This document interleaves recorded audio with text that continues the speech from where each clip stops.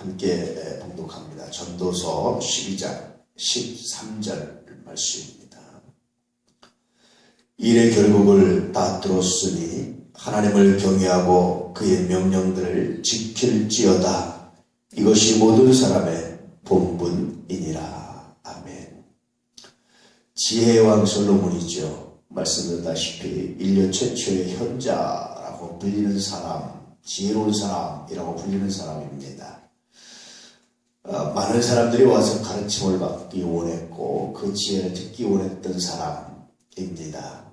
마치 중국의 손자병법이 의미가 있는 게 뭡니까? 중국 최초로 병법이라는 걸 만들었어요. 그전에는 그냥 싸움이라는 것이 군사 수가 많고 무기가 좋으면 무조건 이길 수 있다라는 생각 가지고 그냥 무식하게 이렇게 충돌을 했던 거거든요. 근데 비로소 손자로 말미암아서 전략이라는 게 나오고 병법이라는 게 등장하기 시작해서 이제 그 위에 계속해서 많은 병법들이 등장을 하게 되는데요. 솔로몬이 그랬습니다. 솔로몬에게 와서 지혜를 배우고 가르침을 받고 인생의 지혜가 뭔지, 진리가 뭔지, 삶이 뭔지, 어떻게 하는 것이 옳은지 등등등. 그래서 유명한 것이 이제 솔로몬의 재판 아닙니까?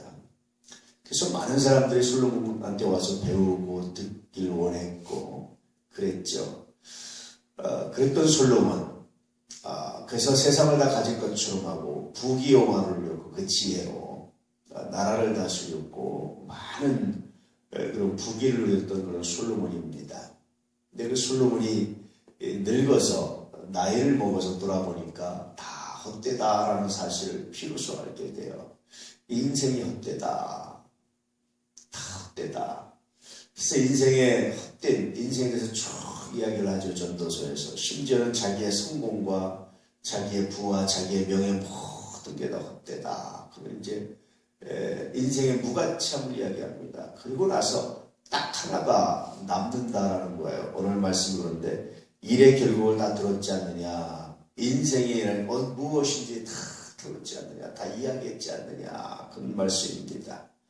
그러면서 남는 것이 하나 있는데 하나님을 경외하고 그의 명령을 지킬지어다. 이것이 사람의 본분이다. 사실 솔로몬은 엄청난 야망가 아닙니까? 그가 국가를 팽창시키고 경제를 부흥시키고 등등 많은 일을 했어요. 근데 그가 이런 모든 것들이 헛되다. 솔로몬은 사실은 그 말을 남기고 죽었어요. 참 아쉽잖아요. 인류 최초의 지혜의 왕이라고 하는 솔로몬이 남기고 죽은 말이 헛되다라는 말입니다. 그리고 하나님의 명령들을 지켜라. 그의 계명들을 지켜라. 라고 죽은 거예요. 솔로몬의 이 죄 때문에 나라가 나눠지게 됩니다. 다윗 때문에 솔로몬 때는 참았고요. 솔로몬 지혜의 왕이라고 하는 솔로몬 시대의 나라가 나눠지고 그랬다고 얼마나 더 비참했겠어요. 하나님이 참으셨고 그 아들 때 이제 나라가 나눠지게 되는데 이걸 보면서 사람의 야망이나 사람의 지혜나 사람이 갖고 있는 부귀영화가 어떤 의미가 있는지 새삼스럽게 우리가 돌아보게 됐죠. 여러분 인생은 시간은 흘러갑니다. 메멘토 모리라는 말이 있어요. 메멘토 모리가 뭐냐면 당신도 죽습니다. 인간은 언젠간 죽습니다. 그런 뜻입니다. 로마에서요. 장군들이 전쟁에서 이기고 쫙 개선을 하잖아요. 그런 개선을 할 때 로마 시민들이 확 열렬히 환영할 때요. 노예 하나를 세워가지고 그 뒤에서 뭐라고 외치겠느냐면 메멘토 모리! 메멘토 모리! 메멘토 모리! 하고 외치게 했어요. 당신도 언젠가는 죽습니다. 인간은 언젠가는 죽습니다. 이걸 외치게 했어요. 참 지혜롭죠. 그게 뭐냐면 이제 로마는 집정관이 있어서 전쟁 나면 집정관이 전권을 가졌다가 전쟁이 끝나면 이제 이 권한을 반납을 해요. 얼마나 강력한 권한입니까? 얼마나 강력하고 명예가 이런 거 얼마나 더 높아지겠습니까? 그런데 거기서 한마디로 외치는 거예요. 당신도 언젠가는 죽습니다. 욕심 부리지 마시오. 더 이상 권력 가지려고 하지 마시오. 더 이상 자랑하지 마시오. 이제 내려오시오. 당신도 언젠가 죽습니다. 언론 정치가 좀 고차원적인 정치 생법이기도 하지만 그 안에 인생의 진리가 담겨져 있잖아요. 성공해서 그냥 최고로 성공해서 올라왔을 때 메멘토 모리, 당신도 언젠가 죽습니다. 우리도 언젠간 죽습니다. 세상을 살면서 우리가 물론 물질도 필요하고 세상을 살면서 여러 가지가 필요하지만 그러나 가장 필요한 것은 하나님의 말씀입니다. 가장 필요한 것은 그 말씀으로 살아내는 겁니다. 가장 필요한 것은 그 말씀을 사랑하는 거예요. 늘 묵상하고 기도할 때마다 이 순간 나의 믿음이 어디 있는지, 이 순간 나의 신앙이 어디 있는지, 이 순간 말씀이 나에게 어떤 의미가 있는지를 묵상하고 기도할 때마다 참 무릎 꿇어 다시 회개할 수밖에 없을 때가 많아요. 하나님을 믿는다고 하는데 어느 순간 염려의 믿음을 뺏겨버리고, 하나님을 믿는다고 하면서 어느 순간 분노의 믿음을 뺏겨버리고, 하나님을 믿는다고 해서 어느 순간 나의 생각이 더 앞설 때가 많고, 그래서 참 다시 회개하고 다시 무릎 꿇고 나의 믿음이 어디 있습니까 하나님, 그렇게 고백할 때가 많습니다. 여러분 오늘 하루 여러분의 믿음을 잘 지켜나갈 수 있기를 주의 이름으로 축복합니다.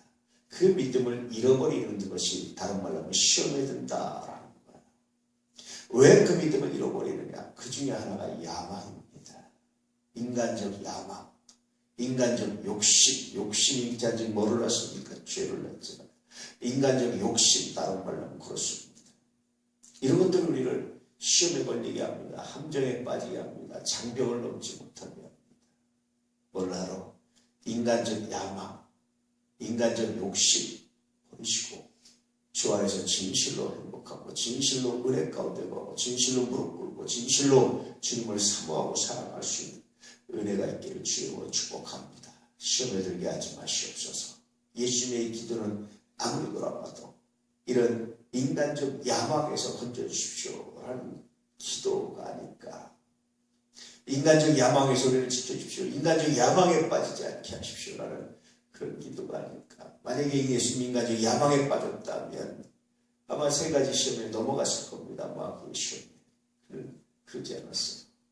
전혀 야망이 없잖아요. 그런데도 불구하고 그분은 인류를 구원하는 일을 하셨어요.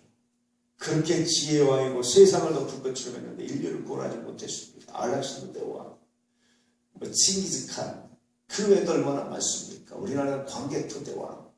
그런데 그분들의 그것들이 다 지금 어디 나와 있어요? 그냥 역사의 한 줄에 들어가 있는 거 아닙니까? 그랬었더라라는 것이 밖에 의미가 없잖아요. 그런데 전혀 인간적 야망이 없었던 예수님의 기도는 지금도 여전히 살아 역사하시고 온 세계를 구원하시고 우리의 구원자가 되시고 구원을 완성하시잖아요. 그분이 바로 예수 그리스도 아닙니까?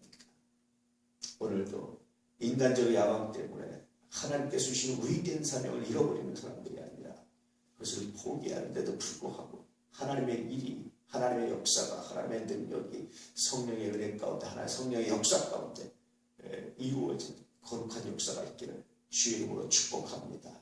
예수 믿고 구원받는 역사, 정말 하나님께 영광 돌리는 역사, 믿음 가운데 거하는 역사, 이 역사가 우리 가운데 있기를 축복합니다. 오늘도 믿음으로 살아가십시오.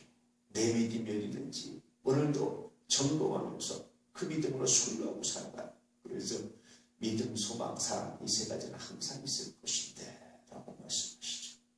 이 믿음을 소유하고 살아가는 은혜가 있기를 주의 이름으로 축복합니다. 기도하겠습니다.